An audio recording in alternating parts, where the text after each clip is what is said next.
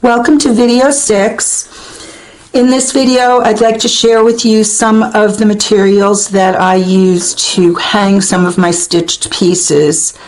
And some of them are as simple as a stick, which seems to be a piece of driftwood if I remember correctly. It feels very smooth. Smaller ones for smaller pieces, and I would stitch them on to the textile piece. I have some vintage pieces of a loom that have holes perforated in them already, and I can use those holes to do the hanging.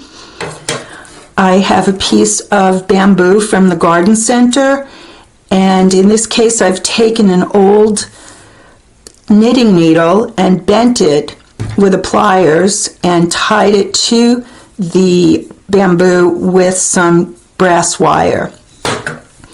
I have a metal spike of some sort that I found probably on a building site somewhere, and it's all rusted, which I like. I use rust in a lot of my pieces, so it ties in very nicely for that reason. And one of my favorites is knitting needles, and I'll also show you some chopsticks and things like that.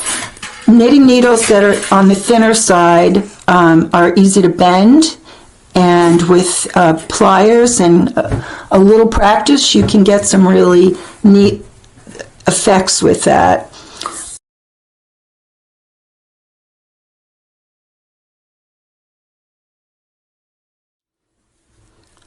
I use this application quite a bit. I have several examples of this where I take a vintage chopstick. This one has all this great carving, etching on it, and I wrap a length of wire around it with a loop bent in the middle before I attach it to the chopstick, and then I stitch it onto the backing fabric with needle and thread. And this will hang very nicely on one tack, and that is one of my most favorites. And as you'll see, I have variations of that here. This one is the chopstick stitched directly to the back of the fabric, and this would be hung from the ends and without any wire involved.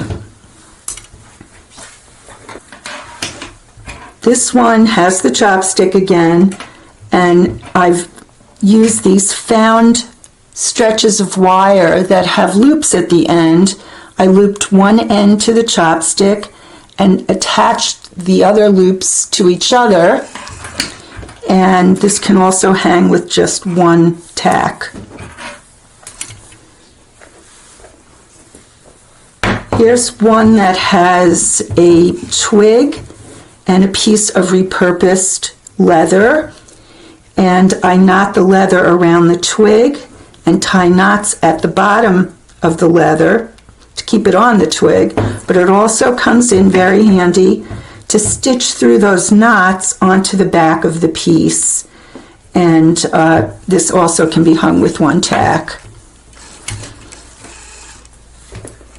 In this case, I used a pair of pink knitting needles, and I bent one very gently with a pliers, and I wired it to the ends of the other one, and before I wired it I passed the straight knitting needle through the sleeve, and this way it won't come out. Also can be hung on one hook, and it is a nice touch to bring out the pink in this piece. I don't often have pink in the work that I do, so this was a good use for these pink knitting needles. This is the same metal piece that has the rings at the end like I used in this one. But in this case, I only used one. I bent it gently in half, and I stitched the rings, in this case, to the back of the piece, and again makes that nice little triangle that you can use to hang on a nail. This piece was a little too large for knitting needles or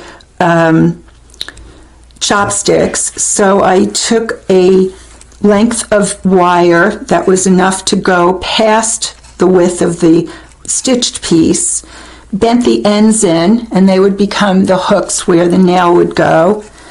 I made a sleeve in the back, and I just pass it through the sleeve, and it would hang from these 2 points. With this piece, I took a stretched canvas, which I bought at the craft store, and I wrapped it with some burlap, also craft burlap, and stapled it on so that it gave the more conducive texture to the materials that I used in the piece. And then I stitched the piece in position onto and through the burlap and the canvas. As you can see, there are stitches coming right through. Little elbow grease involved with that, but because you have a wire or a little hanging device on this, you can hang it very easily.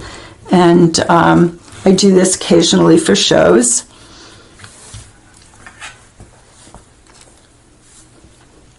This is another piece that I've used the chopstick and the wrapped wire on.